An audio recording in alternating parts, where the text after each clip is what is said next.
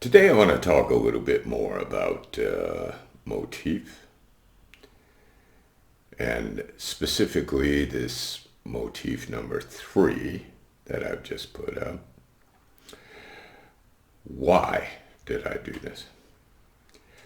Motif number 3 is identical in every way to motif number 2. It has the same C major scale. It has the same underlying chords. What's different is the tempo and the style. In every other aspect, it's identical. The reason that I've done this is because a scale is not a series of mathematical formula. Whole step, half step, that kind of stuff.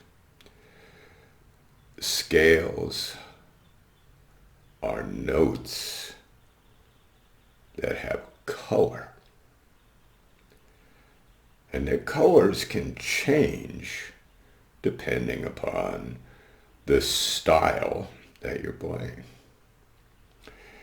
If you think about a painter with a palette, and in this particular case, he has a collection of colors to work with,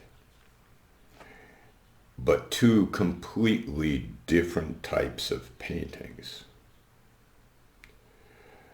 The choices are going to be different.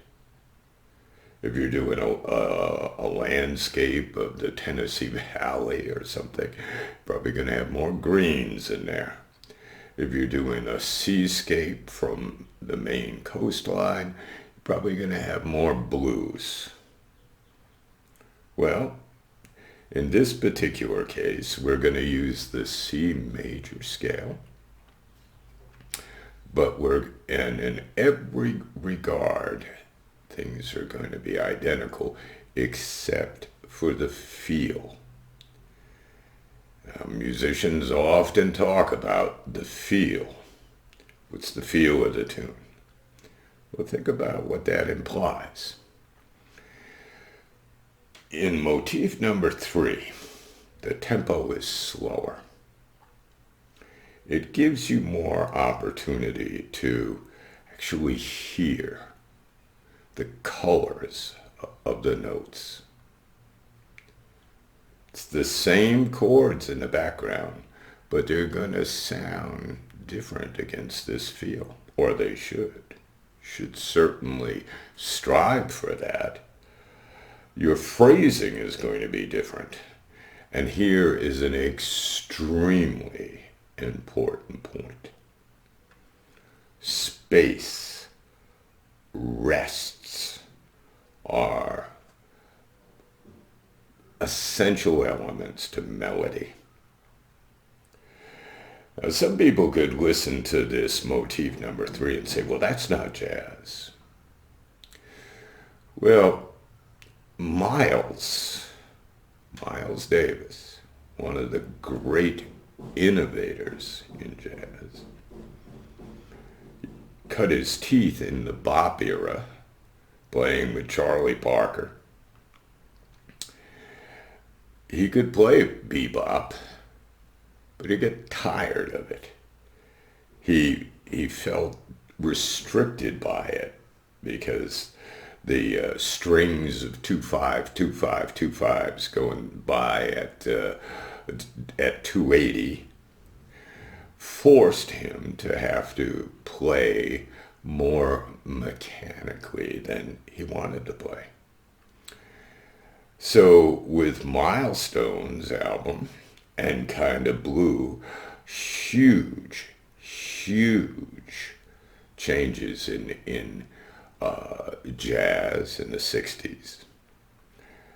He strived to create more space, more openness, so that the soloist could be more creative in their phrasing. Well, what is phrasing? Phrasing is like a sentence. And, okay, sometimes I tend to run on with my sentences, but majority of the time we take breaths, we have punctuation, we use alliteration, rhythm, pitch in language, and in music, rests are extremely important in creating phrasing.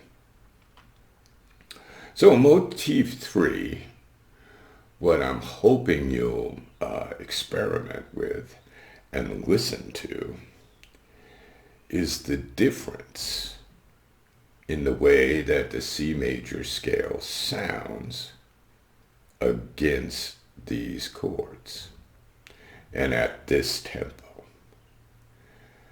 I'm hoping that it will give you the opportunity to see that a C scale is not just a collection of whole steps and half steps, but a collection of colors on your palette that you can mix. Okay, the last little point that I want to make here is you've got 2 backing tracks up there now that are identical.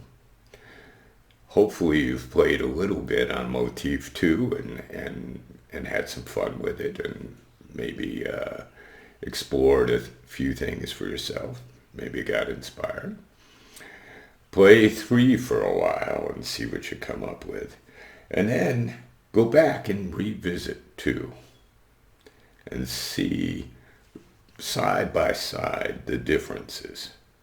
Identical in every way except for the feel. Musical feel. We'll get to that. Have fun.